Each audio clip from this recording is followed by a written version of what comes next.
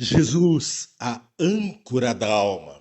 Estamos falando de alguém que é capaz de trazer paz ao coração, de elevar os pensamentos até o mais alto dos altos céus e de nos tirar do lodo e do abismo. É o que diz Paulo em Hebreus. Leio aqui então as mensagens que ele traz, poderosas mensagens, mensagens inspiradoras para o nosso dia a dia que nos fortalecem, como que está aqui em Hebreus capítulo 6, verso 19 e 20, qual leio? Temos essa esperança por âncora da alma, segura e firme, e que entra no santuário que fica atrás do véu, onde Jesus, como precursor, entrou por nós, tendo se tornado sumo sacerdote para sempre, segundo a ordem de Melquisedeque. Eu preciso ressaltar aqui alguns verbos, alguns adjetivos aqui utilizados. Âncora da alma, uma firmeza, uma solidez que nos mantém mesmo em meio à tempestade, mesmo ao barco tentar ser arrastado pelas ondas, pelas correntes deste mundo, nós temos segurança em Cristo. Por quê? Porque ele é uma segurança, ele firme, entra no santuário que fica atrás do véu. O que quer dizer isso? Só entrava atrás do véu o sumo sacerdote. Os israelitas, o sacerdote não poderia entrar. E mesmo assim era exigido todo um cuidado, pois ele estaria apresentando o sacrifício na própria presença do Deus Altíssimo, o Altíssimo. Ali estava a Arca da Aliança e no centro da tampa, guardado por dois anjos poderosos, estava o Shekinah. Ali a presença de Deus era manifesta de forma que era garantido que o pecador que entrasse ali seria fulminado, porque o santo automaticamente purificaria o pecado. Nada pode resistir, nada de impuro pode resistir à presença da pureza de Deus. Mas, como precursor, essa palavra precursor me chamou muita atenção no estudo de hoje. É como precursor, aquele que vai na frente, aquele que entrou primeiro num lugar perigoso, na presença de Deus, entrou o nosso irmão que não tem pecados, para que depois eu, você, possamos entrar sem medo na presença de Deus. Ele foi o nosso precursor e agora então se tornou sumo sacerdote para sempre, segundo a ordem de Melquisedeque. O que quer dizer isso, se tornar sumo sacerdote?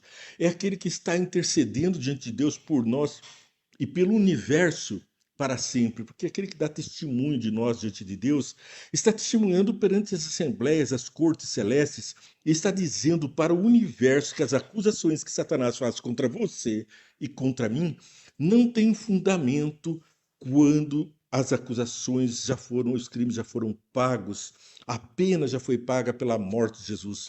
Porque enquanto Paulo explica que o salário do pecado é a morte, ele também explica que é o dom gratuito de Deus que nos dá vida eterna, plena diante de Deus.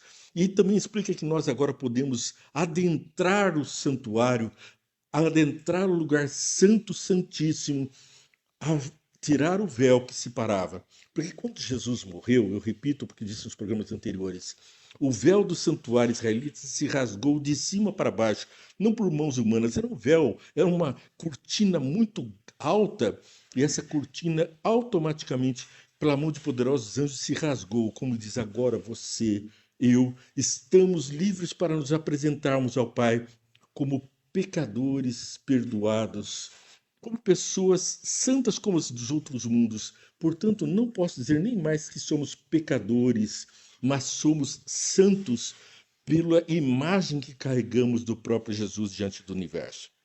Vamos compreender melhor isso pela explicação do próprio apóstolo Paulo, que está em Hebreus capítulo 5, verso 11.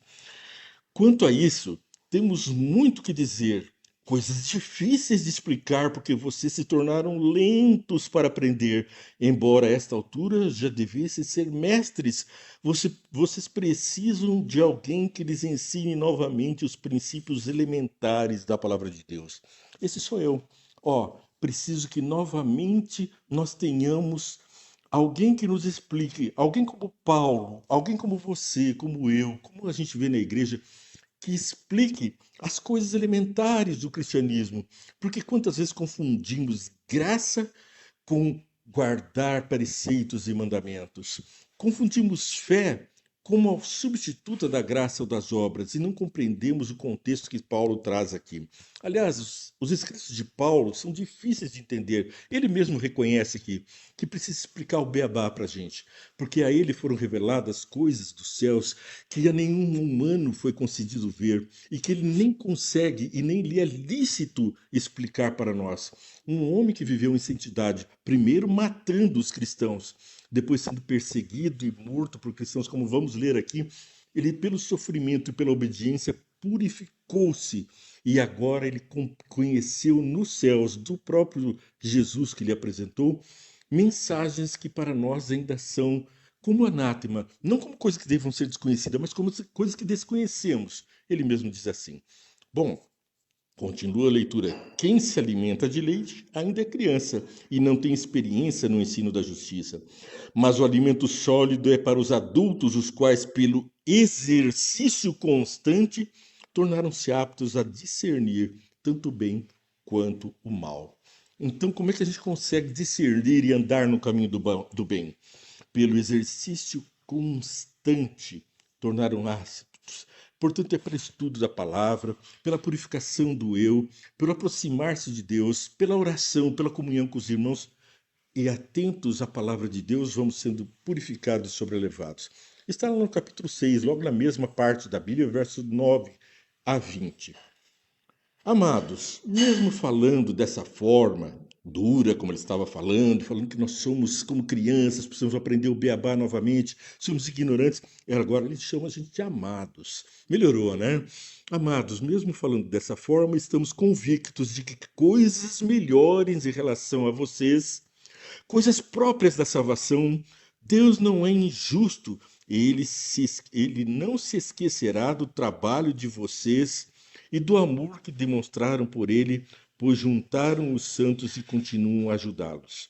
Ajudaram os santos e continuam a ajudá-los. Nesse momento eu quero parar para fazer um convite para você. Ajude nessa tarefa de pregar o evangelho. Você pode agora mesmo compartilhar esse vídeo com outras pessoas, pedir que elas se inscrevam no canal Vem Entende, seguir a nossa programação, curtir. Assim essa mensagem será entendida pelos robôs como uma mensagem importante para as pessoas e vão levar essa mensagem até os confins da terra. Lugar que você e eu não podemos ir, essa mensagem está chegando porque você curtiu, que você compartilhou, você orou por esse programa, você está conosco na jornada como amados que estão ajudando na santidade, ajudando na tarefa que Deus nos deu. Deus não é injusto, diz o verso 10, capítulo 6, verso 10 de Hebreus. Não é injusto. Ele não esquecerá do trabalho de vocês e do amor que demonstraram por ele, pois ajudará os santos a continuarem, os santos e continuam a ajudá-los. Queremos que cada um de vocês mostre essa mesma prontidão até o fim, para que tenham a plena certeza da esperança, e todos, e de modo que vocês não se tornem negligentes, mas imitem aqueles que, por meio da fé e da paciência, recebem a esperança prometida. Um caminho, um degrau. Fé, perseverança, paciência. Nós temos que perseverar nesse caminho. Quando Deus fez a sua promessa a Abraão, por não haver ninguém superior por quem jurar, jurou por si mesmo, dizendo: Esteja certo de que o abençoarei e farei numerosos os seus descendentes. E foi assim que, depois de esperar pacientemente, Abraão alcançou a promessa. Os homens juram por alguém superior a si mesmos, e o juramento confirma o que foi dito, pondo fim a toda discussão. Então, quando o juramento se cumpre na tua vida, põe fim à discussão que existe nos céus sobre o teu mérito ou não. É como aconteceu com Jó. Ele foi abençoado e acabou a maledicência nos céus e na terra. O anjo mau não achou espaço no céu para acusar o ser humano. Querendo mostrar que, de forma bem clara, a natureza imutável do seu propósito para com os herdeiros da promessa, Deus o confirmou por juramento, para que, por meio de duas coisas imutáveis nas quais é impossível que Deus minta, sejamos firmemente encorajados, nós que nos refugiamos nele para tomar posse da esperança a nós prometida. temos esta esperança como âncora firme, firme e segura, a qual adentra o santuário interior por trás do véu, onde Jesus, que nos precedeu, entrou em nosso lugar, tornando-se sumo sacerdote para sempre, segundo a ordem de Melquisedeque. Então ele nos precedeu. Isso quer dizer o quê? Ante o santo Deus, eu, o pecador, não vou. Posso ser fulminado. O santo Cristo é que vai por mim e por você. Aleluia. Nós, pecadores, encontramos refúgio no próprio Cristo. E isso nós vemos melhor em Hebreus capítulo 10, verso 26. Uma mensagem que nos diz claramente: se continuarmos a pecar deliberadamente, depois que se recebemos o conhecimento da verdade, já não resta sacrifício pelos pecados, mas tão somente uma terrível expectativa de juízo e de fogo intenso que consumirá os inimigos de Deus. Aqui nós temos que parar para pensar, pois Jesus diz: se me amardes, guardareis os meus mandamentos. Aqui Paulo fala que são inimigos de Deus, aqueles que desobedecem deliberadamente os seus mandamentos. E Jesus disse que ele é apto para cuidar, Deus fala que é apto para cuidar dos ignorantes, mas não dos que desobedecem deliberadamente. Nós podemos pecar, podemos ignorar o caminho do pecado. Muitas vezes pecamos sem saber que é pecado, aquele fato. Embora Deus chame pela consciência, muitas vezes nós nos enganamos a nós mesmos ou desconhecemos aquele fato. Isso, Deus intercede por nós junto ao Pai, para que o Santo Espírito console e venha nos convencer do pecado e do juízo. Por outro lado, se deliberadamente rejeitamos a voz do Espírito Santo, rejeitamos seguir os caminhos que Jesus ensinou e as ordenanças do nosso Deus, não resta outro caminho, senão o caminho do fogo intenso que consumirá os inimigos de Deus.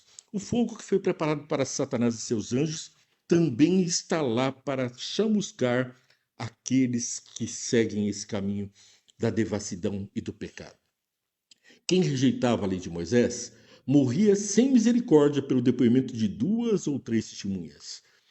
Quão mais severo castigo, julgam vocês, merece aquele que pisou aos pés o Filho de Deus, profanou o sangue da aliança pelo qual ele foi santificado, insultou o Espírito da graça? Veja, a Bíblia está confirmando aqui aquilo que eu disse agora há pouco. Eu estava dizendo justamente isso. Se nós ignoramos a graça, mantendo-se no caminho da desgraça, não é possível que a graça possa exercer em nós todo o bem que Jesus quer. Então não é Deus que quer a destruição, é Satanás que provoca o certamente não morrerás e nos conduz à sepultura. Mas Deus está dizendo: onde estás? Lá está lá no Gênesis, o homem entra em pecado e Deus fala: onde estás? Eu vim para você. Pois conhecemos aquele que disse: a mim pertence a vingança, eu retribuirei, e outra vez o Senhor julgará o seu povo. Terrível coisa é cair nas mãos do Deus vivo. Pois bem, a advertência de Paulo é severa. Uma hora ele nos chama de amados, outra hora ele nos repreende. E Deus castiga, repreende e castiga a todos quantos ama. É pela repreensão que nós alcançamos a graça pelo amor do Pai. Lembre-se dos primeiros dias, verso 32 do capítulo 10 de Hebreus. Lembre-se dos primeiros dias, depois que vocês foram iluminados, quando suportaram muita luta e muito sofrimento. Algumas vezes vocês foram expostos a insultos e tribulações. Em outras ocasiões, fizeram-se solidários com que assim foram tratados.